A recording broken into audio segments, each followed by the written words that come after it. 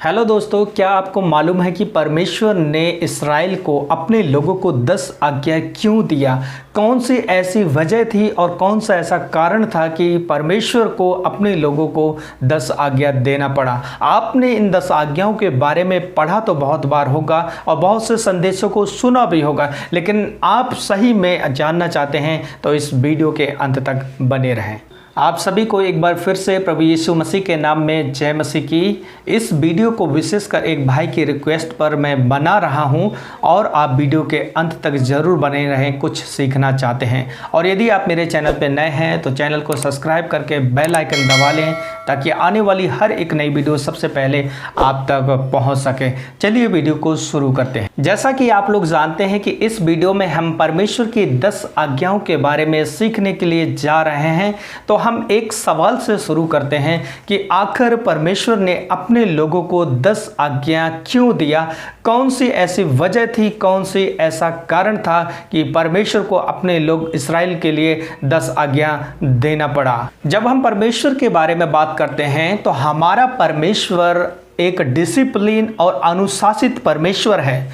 ये हमें कैसे पता चलता है? जब हम प्राकृतिक को देखते हैं और नेचुरल चीज़ों को देखते हैं तो परमेश्वर ने हर एक चीज़ों को बड़े अनुशासित रीति से और डिसिप्लिन रीति से बनाया है। इसलिए प्रकृति को देखकर हमें ये मालूम हो जाता है कि परमेश्वर बड़ा डिसिप्लिन और अनुशासित परमेश्वर है। जिस प्रकार से परमेश्वर ने सूर्य और चांद को शुरू से लेकर ठहराया है, वो आज भी उसी रीति से बनी हुई हैं और अपने निर्धारित समय पे आती और निर्धारित समय पर जाती हैं। जब आप नेचर की ओर देखते हैं तो पेड़ों का अपना एक सीजन है, उसमें नए पत्ते आने का, उसका पतझड़ होने का, उसमें फल आने का, उसमें फूल आने का। तो हम जान पाते हैं, समझ पाते हैं कि परमेश्वर हमारा एक डिसिप्लिन है परमेश्वर है। उसके साथ साथ हम देखते हैं कि परमेश्वर ने हमें 4 सीजन दिए हैं, सर्दी, गर्मी, पतझड़ का और बरसात का सीजन दिया है। ये सीजन अपने समय पर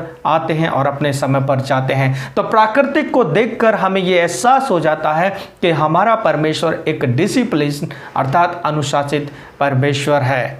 और इसी प्रकार से परमेश्वर ने अपने लोगों को अनुशासित करने के लिए और डिसिप्लिन करने के लिए इन 10 आज्ञाओं को दिया है। जब परमेश्वर अपने लोगों को मूसा के द्वारा मिस्र देश से निकालकर सीनै के पर्वत पर लेकर आ चुका था, तो उस समय में मूसा सीनै पर्वत पर परमेश्वर से बातचीत करने के लिए चला जाता है और मूसा के द्वारा परमेश्वर अपने लोगों को इन 10 आज्ञाओं को देता है। और जब परमेश्वर अपने लोगों को इन 10 आज्ञाओं को दिया, तब परमेश्वर के अपने लोग कोई गिनती में 1 और 2 लोग नहीं थे, वो गिनती में बहुत ज़्यादा थे। इसलिए इतने सारे लोगों को डिसिप्लिन करने के लिए, अनुशासित करने के लिए परमेश्वर ने इन 10 आज्ञाओं को उनके जीवन में दिया, ताकि वो लोग उन अनुशासन के द्वारा, डिसिप्लिन के द्वारा अपना रिश्ता परमेश्वर के साथ सही बना सके।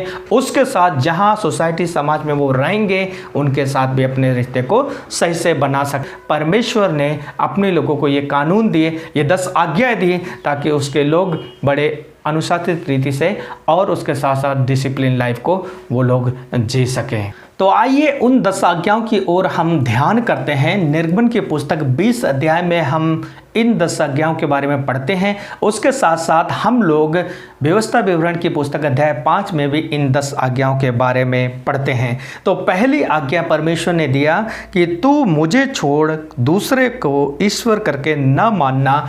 क्यों इस आज्ञा को परमेश्वर ने इस्राएल को दिया? क्योंकि वहाँ साफ लिखा है कि मैं ही तुम्हें दासवता की गुलामी से, उस बंधन से और उस निराश भरी जिंदगी से जो आपके जीवन में वर्षों से थी, मैं ही छुड़ा के लाया हूँ, मैं ही निकाल के लाया हूँ। मैंने ही आपके जीवन के जुए को और उस बंधन को तोड़ा है। इसलिए मेरे अलावा कोई परमेश्वर तुम्हारी ज़िंदगी में नहीं है, मैं ही परमेश्वर हूँ। इसलिए प्रभु ने कहा कि मुझे छोड़कर तुम्हारा और कोई परमेश्वर नहीं है।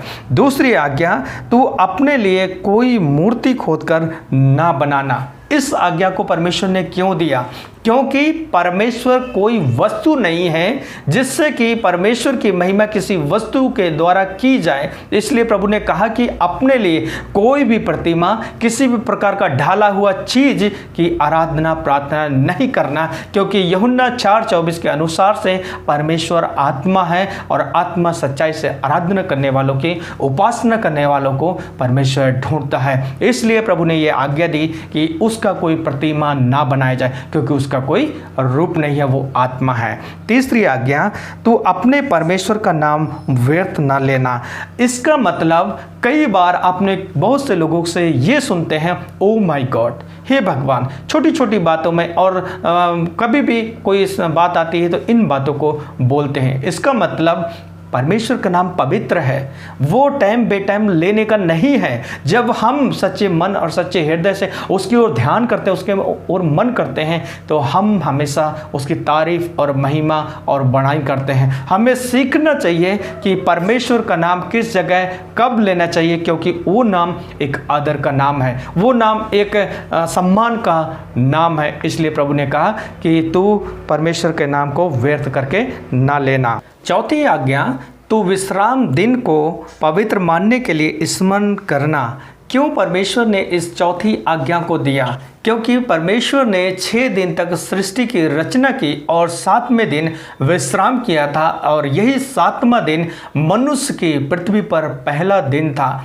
और उस दिन को परमेश्वर और इंसान ने, मनुष्य ने आपस में संगति किया था। इसलिए प्रभु चाहता है कि मनुष्य अपने जीवन में परमेश्वर के साथ हमेशा संगति करता रहे। इसलिए इस विश्राम दिन को मानने के लिए परमेश्वर ने हमें आज्ञा दिया है कि 6 दिन तो हम काम करें, लेकिन एक दिन ऐसा ठहराएं कि हम परमेश्वर के साथ संगति कर सकें, परमेश्वर को धन्यवाद दे सकें और परमेश्वर की सारी अच्छाइयों को याद कर सकें। ऊपर की 4 आज्ञाओं को जो हम ध्यान से पढ़ते हैं, तो ये 4 आज्ञाएं हमें परमेश्वर के साथ एक अच्छा रिश्ता बनाने के लिए हमें प्रेरित करती हैं और मोटिवेट करती हैं कि परमेश्वर के साथ हम एक अच्छा रिश्ता कैसे बना सकते हैं, और वो ही हमारा परमेश्वर हमारी ज़िंदगी का मालिक है। और नीचे की जब 6 आज्ञा को जब हम पढ़ते हैं, तो जिस घर में हम पैदा हुए और जिस सोसाइटी में हम रहते हैं, उसमें कैसे जिएं और कैसे रहें हैं, इन बातों की ये नीचे की 6 आज्ञा हमें सिखाती हैं। लिखा है, तू अपने माता पिता का आदर करना। क्योंकि परमेश्वर चाहता है कि जिस घर में हम पैदा हुए हैं, जिस माँ बापों के द्वारा हम पैदा हुए हैं, उन माँ बापों का हमें आदर करना चाहिए, सम्मान करना चाहिए, और जिस घर में हम पैदा हुए हैं उस घर के लोगों का भी आदर करना चाहिए। इसलिए परमेश्वर चाहता है कि हम उनका सम्मान करें, आदर करें। 6ठी आज्ञा, तो खून न करना या हत्या न करना। परमेश्वर नहीं चाहता है कि कोई भी परिवार में हम पैदा हुए हैं तो परिवार के या फिर आस पड़ोस के किसी भी लोगों का ना तो हत्या करें, ना ही उनका खून बहाएं। खून बहाने का मतलब और हत्या करने का मतलब ये शारीरिक भी हो सकता है, ये मानसिक भी हो सकता है। कई बार हम अपने शब्दों को ऐसे बोलते हैं और जिसके द्वारा उनके जीवन को गहरा एक ठेस लगता है और चोट लगती, ये भी एक हत्या करने के बराबर है, ये एक आत्मिक हत्या करने के बराबर है। और हम देखते हैं उत्पत्ति की पुस्तक में कैन ने हाबिल को मार दिया था। तो इसलिए प्रभु चाहता है कि हम जिस घर में रहते हैं और जिस सोसाइटी में रहते हैं उनकी हत्या ना करें और उन लोगों का खून ना बहाएं।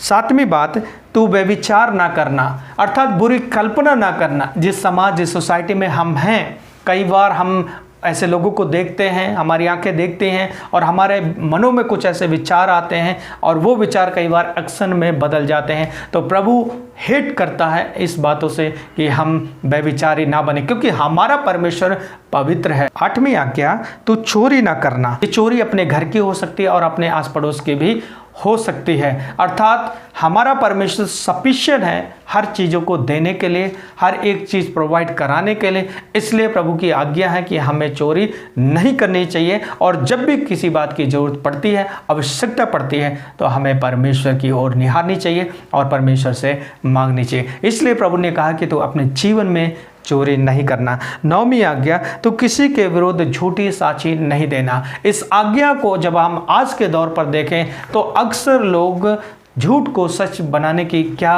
क्या कोशिश नहीं करते हैं। इसलिए मसीह होने के नाते, प्रभु के बच्चे होने के नाते हम लोगों को इस प्रकार का व्यवहार नहीं करना चाहिए। अर्थात जो गलत है सो गलत है, चाहे हम गलत हैं चाहे दूसरा गलत है तो गलत है। किसी को काले को गोरा करने की कोशिश ना करें, अर्थात किसी भी प्रकार से झूठ को घूस देकर किसी भी रीति से उसे सच साबित करने की बात ना करें। ये परमेश्वर घृणा करता है। 10वीं आज्ञा प्रभु ने दिया कि तू किसी के घर का लालच नहीं करना। अक्सर क्या होता है कि हम लोग अपने आस पड़ोस के और इर्द गिर्द के लोगों को देखते हैं, यार उसके पास तो ये हो गया, मेरे पास भी होना चाहिए, इस प्रकार के विचार करने लगते हैं और विचार करके कई बार हम निराश भी होते हैं। मेरे भाई और बहन, परमेश्वर का एक अपना समय है, वो आपको भी देखेगा। दूसरे लोगों की चीज़ों को देखकर हमें लालच नहीं करनी चाहिए, और लालच के कारण हम कई प्रकार से उन चीज़ों को पाने के लिए, प्राप्त करने के लिए कई बार हम बुराई के रास्तों पर चले जाते हैं। तो इस प्रकार से हमें किसी भी रीति से लालच नहीं करना चाहिए। कई बार दूसरों की स्त्रियों को देखते हैं, वो बड़ी सुंदर दिखती है, बड़ी अच्छी दिखती है, अच्छी बात है, प्रभु ने आपको एक अच्छा जीवन साथी दिया है, और जिसको नहीं दिया है उनको देंगे भी, तो आप चिंता ना करें। परमेश्वर कहता है कि हमें किसी दूसरे के घर के लालच नहीं करना चाहिए, चाहे वो धन दौलत है या फिर कोई स्त्री है या कोई सामग्री की चीज़ें हैं। तो प्रभु ने ये 10 आज्ञाओं को दिया है।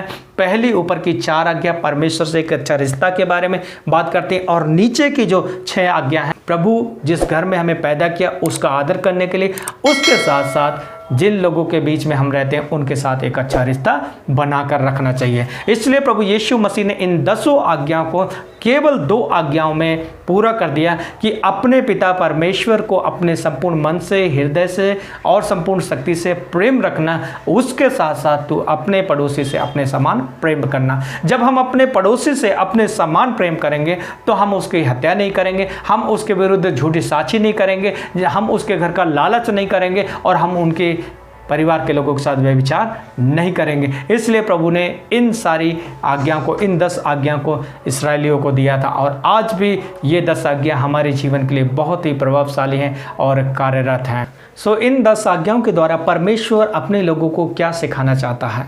Love God, love people. तो परमेश्वर चाहता है कि हम पिता के साथ साथ जिस दुनिया में हम हैं वहाँ के लोगों के साथ साथ भी एक अच्छा रिश्ता बना कर रखें। मैं आशा करता हूँ कि इस छोटी सी वीडियो के द्वारा आपने परमेश्वर की इन 10 आज्ञाओं के बारे में सीखा है। तो वीडियो को लाइक करें और अपने दोस्तों के साथ शेयर करें। मिलेंगे अगली नई वीडियो में नए टॉपिक के साथ। तब तक अपना ढेर सारा ख्याल रखें। प्रभु आप सभी को बहुत ऐसे आशीष दें। जय मसीह की।